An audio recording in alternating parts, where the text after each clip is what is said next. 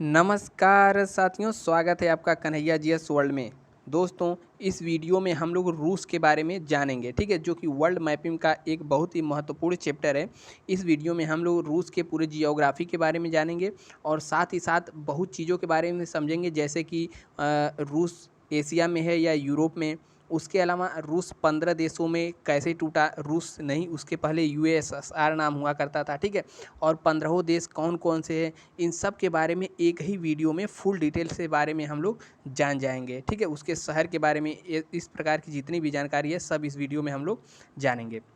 और उससे पहले यदि आप आएँ यहाँ पे कन्हैया जीएस वर्ल्ड में पहली बार, तो पहले पूरा वीडियो देखिए। यदि वीडियो आपको अच्छा लगे तो यहाँ पर लाइक का बटन इसे दबा दीजिए, और वीडियो पसंद आए तो यहाँ पर सब्सक्राइब वाला बटन इसे दबाकर घंटे के निशान को भी आप दबा सकते हैं। तो चलिए शुरू करते हैं आज का वीडियो बिना देरी किए हुए।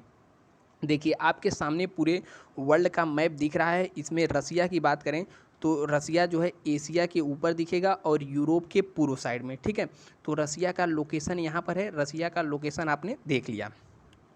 तो चलिए शुरू करते हैं आज का वीडियो। देखिए, रसिया की बात करें तो रसिया के बीचों बीच या फिर यहाँ पर एक पर्वत है जिसका नाम है काकेकस पर्वत। उससे पहले थोड़ा सा रसिया के इतिहास के बारे में जान लेते हैं। देखिए, वर्ष 1991 से पहले रसिया बहुत ही बड़ा हुआ करता था। बड़ा का सेंस यहाँ पर देखिए, यह वाला जो मैप आपको दिख रहा है यह सब पूरा रसिया ही था 1991 से पहले। फिर 1991 ईस्वी में शीत युद्ध आरंभ हो गया। आरंभ तो हो गया था शीत युद्ध द्वितीय विश्व युद्ध के पश्चात ही। और शीत युद्ध 1991 ईस्वी तक चला। और 1991 में रसिया जो है 15 भागों में टूट गया। रसिया नहीं, उस समय वह यूएसएसआर हुआ करता था, जिसकी फुल फॉर्म की बात करें तो union of Soviet socialist Republic, ठीक है, union of Soviet socialist Republic हुआ करता था 1991 में। आप देखेंगे यहाँ पर, तो रसिया देखिए यहाँ पर 15 भागों में टूट गया। और 15 देश का क्या नाम है, तो उसके बारे में हम यहाँ पर देखते हैं। तो यहाँ पर आप देख सकते हैं 15 देश, टोटल 15 देश के नाम है जो कि यहाँ पर लिखे हुए हैं। तो इसके बारे में हम आपको यहाँ पर डिटेल से बता दे रहे हैं। देखिए, यहाँ पर जो 5 देश टूटे थे वह तो यहाँ पर सेंट्रल एशिया में, इनका नाम था कजाकिस्तान, किर्गिस्तान, ठीक है, या कजाकिस्तान हो गया, नीचे किर्गिस्तान, फिर तजाकिस्तान, तुर्कमेनिस्तान और उज्बेकिस्तान। 5 यहाँ से टूट गए। और 3 देश यहाँ पर जिसे हम लोग कहते हैं काकेकस देश या फिर काकेकस पर्वत, यहाँ पर 3 देश टूटे जिसका नाम था जॉर्जिया, आर्मेनिया और अजरबैजान। और यहाँ पर आपको 3 देश दिख जाएंगे जिसका नाम है बाल्टिक देश हैं, जिसका नाम है एस्टोनिया, लातविया और लिथुआनिया। उसके नीचे यहाँ पर आपको दिख जाएगा 3 देश, मोल्डोवा, यूक्रेन और बेलारूस। इस प्रकार से 14 देश में टूटा और 15वां स्वयं रूस था, ठीक है। यूएसएसआर टूटा तब ही रूस बना। तो इसके इतिहास के बारे में हमने जाना। अब यहाँ पर देखते हैं रूस के बारे में। देखिए, जब आप लोग रूस का मैप यदि आपके सामने है तो उसको मैप को खोलकर बैठिए। यहाँ पर आप लोग देखेंगे तो यहाँ पर एक बहुत ही बड़ा पर्वत है जिसे हम लोग कहते हैं यूराल पर्वत, ठीक है। यूराल पर्वत यहाँ पर है और इसी के सहारे एक यहाँ पर नदी बहती है, ठीक है। यूराल पर्वत, और यूराल पर्वत के सहारे यहाँ पर एक नदी बहती है जिसे हम लोग यूराल नदी कहते हैं। और उसके बाद यहाँ पर आप नीचे आ जाएंगे तो यहाँ पर दिखेगा कैस्पियन सागर, ठीक है, कैस्पियन सागर। और उसके बाद यहाँ पर 3 देश आपको दिख जाएगा जिसका नाम है, जिसे काकेकस देश कहते हैं संयुक्त रूप से। इसके अंतर्गत 3 देश आते हैं। कौन कौन से आते हैं, तो हो गया जॉर्जिया, आर्मेनिया और अजरबैजान, ठीक है।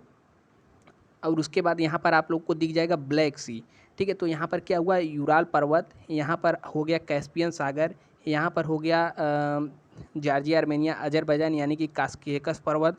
और उसके बाद यहाँ पर आपको दिख जाएगा वास्पोरस जल संधि, ठीक है। तो इन सब के माध्यम से रूस जो है एशिया से अलग होता है, ठीक है। रूस एशिया से अलग होता है इन सब के सहारे। कौन कौन से, एक बार फिर से आप यहाँ देख लीजिए, काकेकस यूराल पर्वत, यूराल पर्वत के अलावा यहाँ पर कैस्पियन सागर, यहाँ पर काकेकस देश और यहाँ पर ब्लैक सी। इन सब के माध्यम से रूस एशिया से अलग होता है।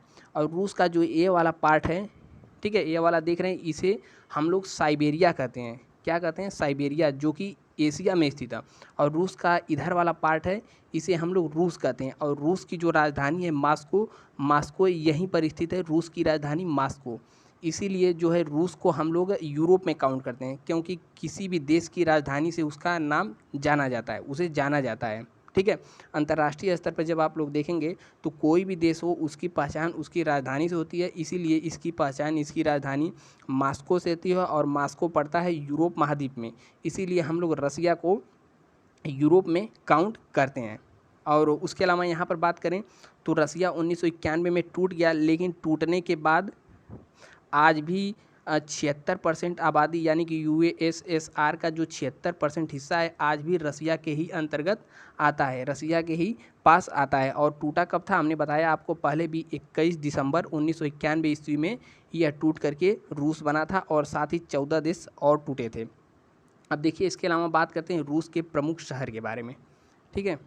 तो बने रहिए वीडियो में, और वीडियो पसंद आए तो यहाँ पर आप लाइक वाइक भी कर सकते हैं।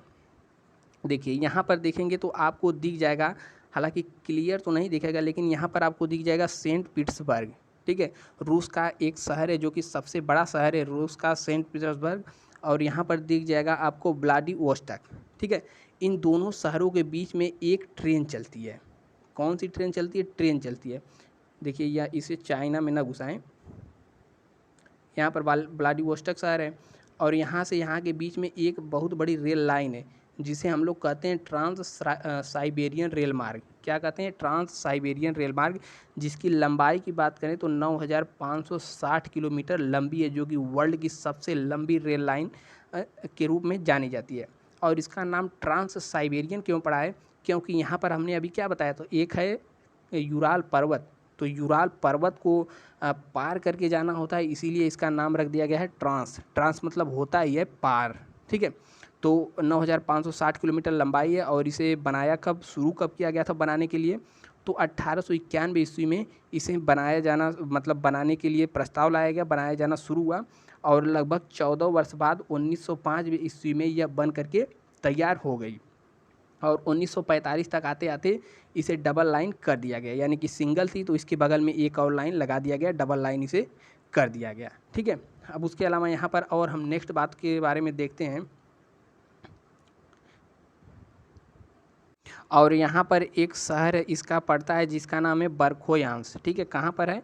यहाँ पर एक शहर पड़ता है बर्खोयांस, जिसका टेम्परेचर यानी कि सबसे ठंडा रिकॉर्ड किया गया है, -60 डिग्री तक इसका टेम्परेचर चला जाता है। तो सबसे ठंडा शहर कौन सा है? बर्खोयांस। और यहीं पर एक पर्वत है बर्खोयांस, ठीक है। तो बर्खोयांस पर्वत के नाम पर ही इस जगह का नाम बर्खोयांस पड़ा है। और साथ ही साथ यहाँ पर रूस की बात करें तो देखिए कभी भी यदि क्वेश्चन पूछ दे रूस जापान से सटा हुआ है कि नहीं, तो यहाँ पर रूस जो है कि जापान से सटता है, ठीक है। और देखिए यहाँ पर उसके अलावा यहाँ पर देखेंगे रूस का एक और शहर आपको यहाँ पर दिख जाएगा, लेनिनग्राड, ठीक है। लेनिनग्राड कहाँ पर है? तो सेंट पीटर्सबर्ग का ही पुराना नाम लेनिनग्राड है। उसके अलावा यहाँ पर आप देखेंगे तो रुकिए कलर चेंज करते हैं, ठीक है। यहाँ पर आपको एक दिख जाएगा पीला सा, हल्का सा पीला सा भाग दिख जाएगा, जिसे हम लोग कहते हैं कालिनग्राड। यह भी सोवियत संघ रूस का हिस्सा था। जब टूटा तो यह भी एक अलग देश बनने के फिराक में था, लेकिन रूस ने इसे टूटने नहीं दिया।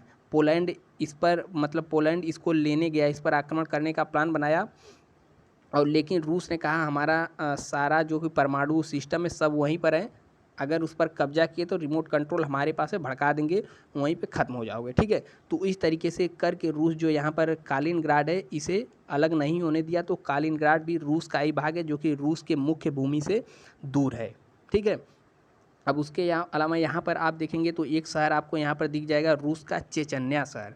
चेचन्या शहर इसे रूस जो है आतंकवादी संगठन के रूप में मान्यता देता है, पहचान देता है, क्योंकि यहाँ पर हमेशा इसको अलग करने की मांग ये लोग करते आ रहे थे।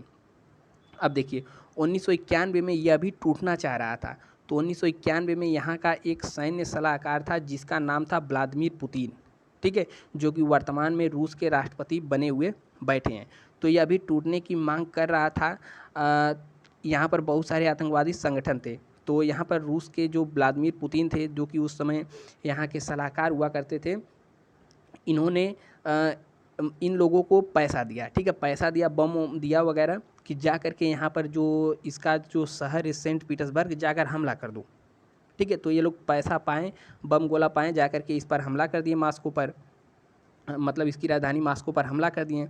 तो मौका पा गया यहाँ का जो सैन्य सलाहकार व्लादिमीर पुतिन था। तो व्लादिमीर पुतिन ने यहाँ से अपना हवाई मतलब अपना सैन्य शक्ति लगाया और यहाँ पर खूब बम उम बरसाया और इसको अपने कब्जे में मिला लिया। ठीक है, तब से यहाँ पर लोग अलग होने की बात नहीं करते हैं। अब उसके अलावा यहाँ पर हमने बताया ही रूस का एक शहर जो कि रूस की राजधानी मास्को है, तो मास्को के बारे में हमने जान लिया। उसके बाद यहाँ पर देखेंगे तो आपको एक दिख जाएगा कोला प्रायद्वीप।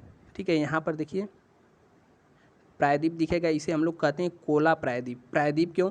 क्योंकि यहाँ पर देखिए तीन ओर से जल से घिरा हुआ है, इधर से भी जल से, इधर से भी जल से और इधर से भी जल से।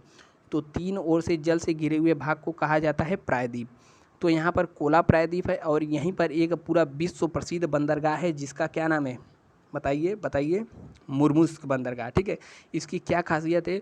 तो मुर्मुस्क बंदरगाह की खासियत यह है कि यह सर्दियों के दिन में यानी कि जाड़ों के दिन में भी यह बर्फ़ यहाँ पर नहीं जमता। बर्फ़ क्यों नहीं जमता? तो इसका कारण है, तो कारण को यहाँ समझिए। ठीक है, देखिए यहाँ से चलती हुई आती है एक गर्म जलधारा। ठीक है, इस साइड से ऐसे चलती हुई आती है एक गर्म जलधारा जो कि आ करके यहाँ पर जो बर्फ़ जमा रहता है उसको गला देती है। जब बर्फ़ को गला देती है, पिघला देती है, तो यहाँ पर यातायात जो होता है जलमार्ग बाधित नहीं हो पाता है और यहाँ पर पूरे वर्ष भर मतलब व्यापार वगैरह सब होता रहता है। तो यहाँ पर कौन सा बंदरगाह है? मुर्मुस्क बंदरगाह, इसे याद रखिए। और इसे यहीं पास है एक में सफ़ेद सागर, वाइट सी भी यहीं पर है। अब यहाँ पर देखेंगे तो यहाँ पर एक दिख जाएगा, एक और प्रायद्वीप दिख जाएगा जो रूस का ही है। ठीक है,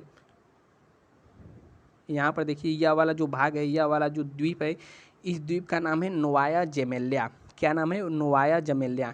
यहाँ पर रूस के जितने भी नाभिकीय कचरे रहते हैं, नाभिकीय कचरे के अलावा जो भी केमिकल वगैरह, केमिकल या फिर प्रदूषण संबंधित चीज़ रहती हैं, तो रूस ले जा कर के यहीं पर उन सब चीज़ों को यहाँ पर निपटारा करता है, ले जा कर के यहीं पर फेंकता है। तो एक तरीके से समझ लिए यहाँ कचरा फेंकने वाला इसका एक जगह ही है जिसको हम लोग कहते हैं नोवाया जेमेल्या। अब उसके अलावा रूस में देखिए यहाँ पर आपको दिख जाएगा एक और जिसे हम लोग कहते हैं बैकाल झील, लेक बैकाल जिसे इंग्लिश में कहा जाता है। यह रूस में स्थित है और इसकी सबसे खास बात है कि यह पूरे वर्ल्ड में सबसे गहरा झील है। ठीक है, और गहरा झील होने के साथ ही इसे एक और उपनाम से भी जाना जाता है जिसे कहा जाता है कि यह मोती, ठीक है, साइबेरिया की मोती कहा जाता है। अब मोती क्यों कहा जाता है? तो उसके पीछे का कारण समझिए।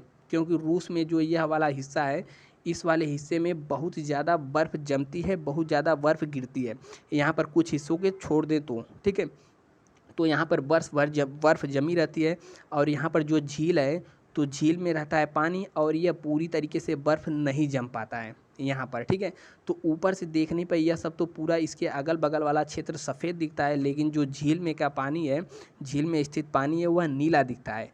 अब जब ऊपर से देखेंगे सैटेलाइट द्वारा या फिर उड़ते हुए जा रहे हैं देखेंगे तो यह एक मोतीनुमा प्रतीत होता है, इसीलिए इसे कहा जाता है साइबेरिया की मोती। किसे साइबेरिया की मोती कहते हैं? तो बैकाल झील को कहा जाता है। और रूस में देखिए जो इनोवा मोटर वाहन है उत्पादक कंपनी है, वह यहीं की है। अब उसके अलावा देखिए रूस की और कुछ खास बात हम आपको बताते हैं। रूस में जो देशांतरी विस्तार है सबसे ज़्यादा यहीं पर है। अब देशांतरी विस्तार क्या होता है तो उसके बारे में समझते हैं। तो रूस का देशांतरी विस्तार बहुत ज़्यादा है, क्योंकि रूस को देखेंगे तो कितना लंबा चौड़ा यह देखेंगे यहाँ पर फैला हुआ है रूस। तो इसका देशांतरी विस्तार ज़्यादा होने के कारण यहाँ पर टाइम जोन की संख्या सर्वाधिक है। तो पूछ लीजिए कितनी टाइम जोन है रूस में, तो याद रखिए कि रूस में 11 टाइम जोन टोटल है, लेकिन यह सबसे ज़्यादा नहीं है। सबसे ज़्यादा की बात करें तो फ्रांस में 13 जोन है। ठीक है, तो फ्रांस में 13 जोन सब सर्वाधिक हैं। और ऑस्ट्रेलिया की बात करें तो ऑस्ट्रेलिया में 3 जोन है। ठीक है, 3 टाइम जोन है। और भारत में कितने हैं तो नीचे कमेंट करके बताइए कि भारत में कितने टाइम जोन स्थित हैं। ठीक है, और यहाँ पर कुछ विवादित क्षेत्रों के बारे में हम देखते हैं। तो यहाँ पर देखेंगे आप लोग आ जाएगा क्रीमिया प्रायद्वीप। ठीक है, कोई और इमेज लेकर हम यहाँ पर देखते हैं।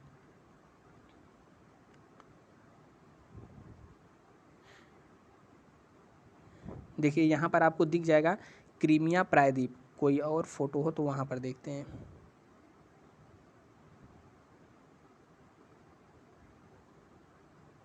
ठीक है। तो यहाँ पर जो क्रीमिया प्रायद्वीप आप यहाँ पर देख रहे होंगे ब्लैक सी के ठीक ऊपर है और यूक्रेन से सटा हुआ, जिसका फिगर यहाँ पर है। तो क्रीमिया प्रायद्वीप पर वर्तमान में रूस का अधिकार है। ठीक है।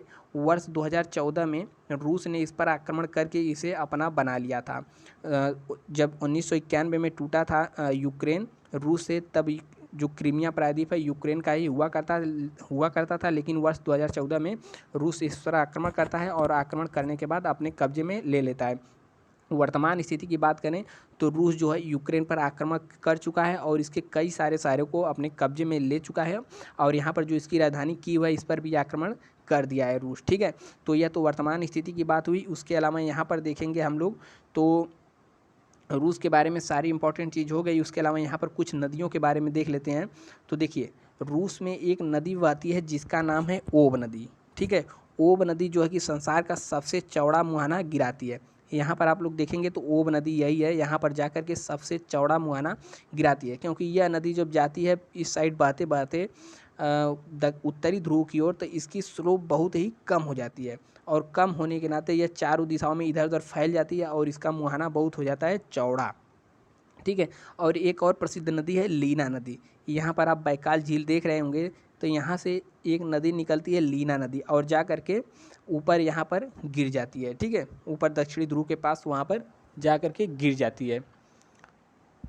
और उसके अलावा यहाँ पर रूस में बहुत सारी नदियाँ वगैरह बहती है, तो यहाँ पर सबकी चर्चा तो हम यहाँ पर नहीं कर सकते।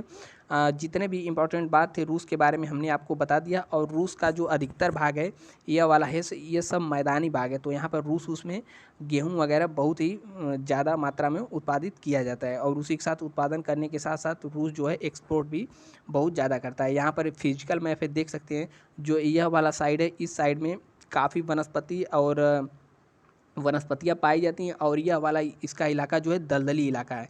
इधर वाले इलाके में जनसंख्या बहुत ही कम रहती है। सर्वाधिक जनसंख्या जो यहाँ पर काकेकस जो यहाँ पर पर्वत है उसके इस साइड में, यानी कि उसके पश्चिम साइड में है, इसकी सर्वाधिक जनसंख्या रहती है, और यहाँ पर जनसंख्या वगैरह बहुत ही कम निवास करती है।